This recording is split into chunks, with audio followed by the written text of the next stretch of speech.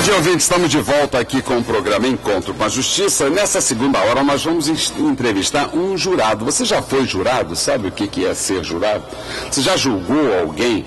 Você sabia que você, cidadão, independente de ser formado em direito, ser magistrado ou não, pode julgar uma pessoa num tribunal chamado Tribunal do Júri? Pois é, hoje nós vamos conversar aqui com o Ian de Oliveira, que é um jurado do Tribunal do Júri, e que vai contar sobre essa experiência, sobre o que é ser jurado. E você, ouvinte, pode participar do nosso programa, que está sendo diretamente através do site www.redejuridicatv.com.br. Você está assistindo o nosso programa e pode participar dele através do telefone 35720760 e o WhatsApp 998080819. Hoje, na mesa de debates, aqui o desembargador João Batista Damasceno e a jornalista Márcia Góes. O nosso querido Rogério de Oliveira ficou na cama porque estava muita chuva, muito frio, e ele resolveu ficar um pouquinho mais. Deve estar ouvindo lá o nosso programa. Vamos ficar só com essa informação, né? Só com essa informação. E o nosso poeta mor, desembargador Antônio Carlos Esteves, está hoje em trabalho. Ele está lá no fórum dele, o Fórum do Direito Empresarial, na Emerge, promovendo mais um encontro sobre o direito empresarial. Atenção, ouvintes, o nosso programa no dia 21 de setembro será diretamente do Jequiá Yacht Club. Alô, povo da Ilha do Governador, vamos ter um encontro para comemorar, festejar o Dia do Meio Ambiente. Vamos falar sobre a poluição da Baía da Guanabara, e o programa terá uma convidada muito especial, a desembargadora Maria Colares Felipe Conceição, uma das maiores especialistas em direito ambiental. Eu estava lendo essa semana, Damasceno, que o Papa escreveu uma encíclica sobre o meio ambiente muito interessante, a nossa casa. Qual é a nossa casa comum? A nossa casa comum é o globo, é a Terra. É o nosso planeta, que nós cuidamos tão mal dele, né? Já está faltando água, daqui a pouco está faltando ar, daqui a pouco está faltando alimento, pessoas famintas, né? Esses refugiados que estão passando fome ali na fronteira com a Hungria, na fronteira com a Grécia. Isso tudo é resultado da violência com que nós tratamos a nossa casa comum, o nosso planeta. A palavra ecologia é ecos, né? É casa, né? E aí o planeta é considerado como uma casa. É daí que vem também a palavra economia, né? Então, a economia, a ecologia, né? E a própria radical de casa, né? É algo que a gente tem que ter mais cuidado, porque uma coisa que tem acontecido, Ciro, no Brasil, né, também, é a desertificação. Né? O Rio Grande do Sul já tem longas áreas desertificadas, né? O Planalto Central já começa com desertificação também, sem falar do que foi feito no Nordeste, né? Eliminaram as florestas da Mata Atlântica, né? No Nordeste aqui, e aqui ainda sobrou um pouquinho, né? Mas a gente tem que cuidar mais, porque as gerações futuras também vão precisar viver aqui, né? A gente não pode fazer como o gafanhoto, que passa destruindo tudo e não deixa, né, para a geração subsequente. E a gente não está falando isso genericamente, não. A gente está falando com você, ouvinte, porque você é responsável pela manutenção do planeta. E você pode ajudar. Se você não joga lixo no chão, se você joga lixo na rua, no bueiro, no rio, na praia, você está contribuindo para matar o seu planeta. Então são pequenos gestos. Por exemplo, outro dia eu soube que uma palmeira ali da Lapa, ela morreu por excesso de xixi. Tantas as pessoas que fizeram xixi na palmeira que ela morreu.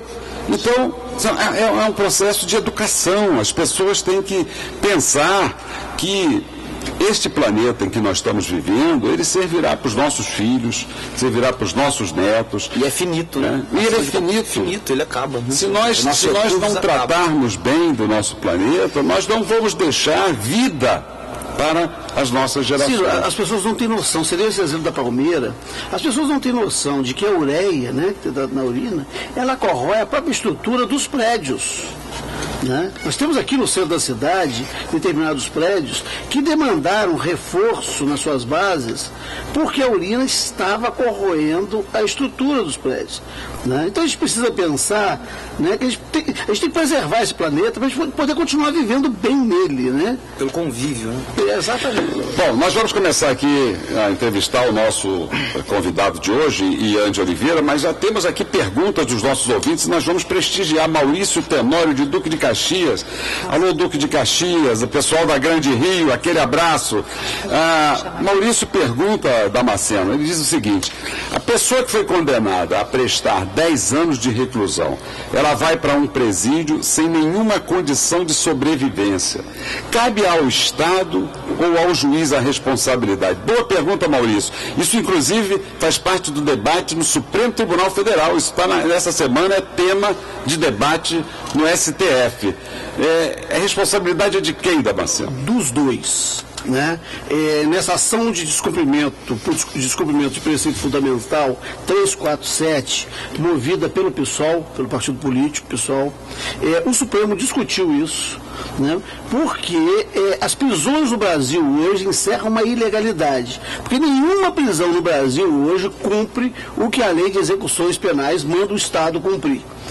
Então, isso foi objeto dessa ação julgada, a DPF 347 do Supremo, começou semana passada e terminou essa semana.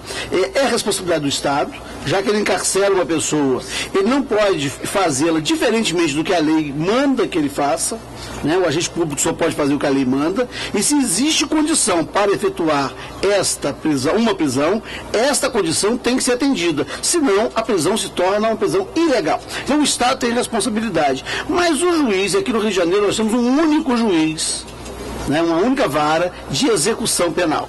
A esta vara de execução penal é que compete garantir o direito do preso, né, aos ditames da lei de execução penal, né, da LEP. Então o Estado tem responsabilidade e o juiz da execução penal também tem responsabilidade, né, para fazer valer a lei e para fazer valer o direito do preso, porque ele vai ter um cerceamento na sua esfera jurídica, na sua esfera de direitos, naquilo que está contido na sentença. Fora daquilo que está na sentença, ele tem todos os demais direitos e que não podem ser violados.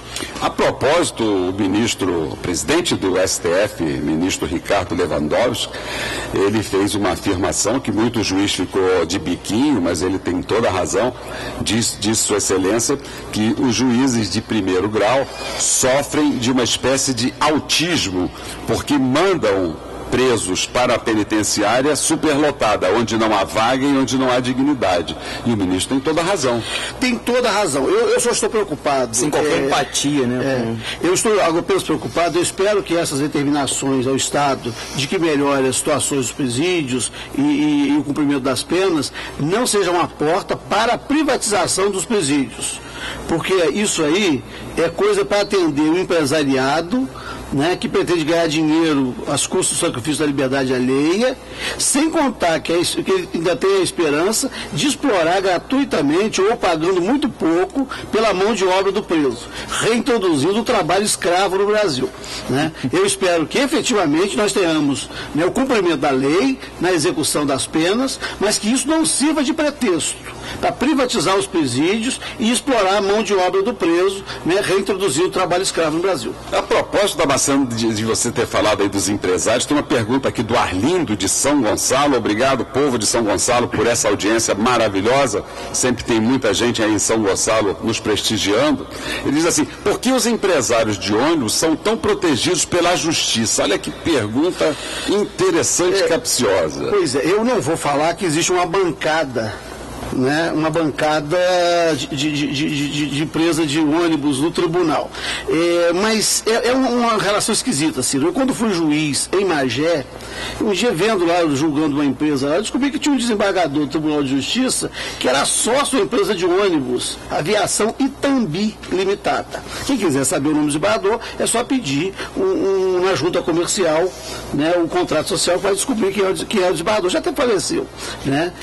Mas então era um negócio muito complicado, essa relação, né, dessa proteção, efetivamente tem razão. Mas não é só empresário de ônibus, não.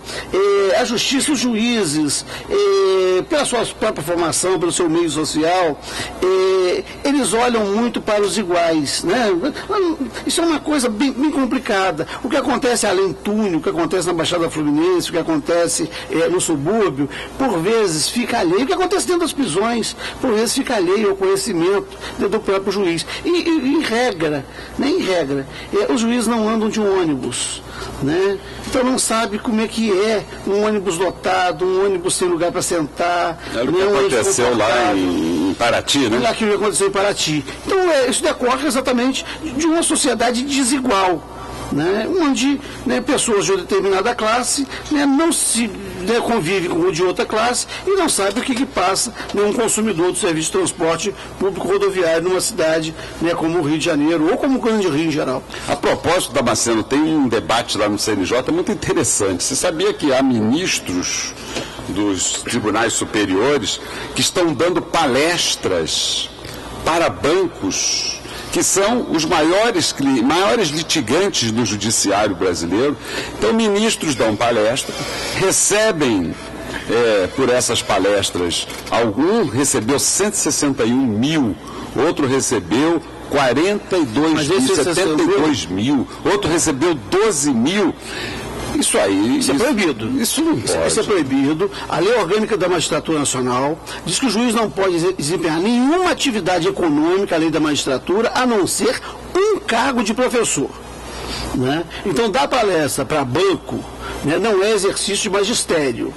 Né? Não é exercitar um cargo de professor. E receber do devedor, como é que vai julgar depois? Exatamente. E tem mais, o Código de Processo Civil diz que está impedido de julgar se o juiz for credor ou devedor da parte. Né? Então, neste caso aí, nós temos expressa disposição de lei que veda esse tipo de comportamento. E a Constituição. A Constituição. Eu acho que é o caso aí de fazer valer. Tem que lembrar os ministros de que eles também têm que cumprir a Constituição e as leis. A Constituição, no seu artigo 95, diz que proíbe o juiz de receber qualquer título ou pretexto, auxílios, inclusive essa educação aí, ou contribuições de pessoas físicas, de entidades públicas ou privadas, sobretudo quando são litigantes, né? Bom, vamos a um pequeno intervalo e voltamos aqui com o nosso entrevistado, Ian de Oliveira, que finalmente vai se manifestar.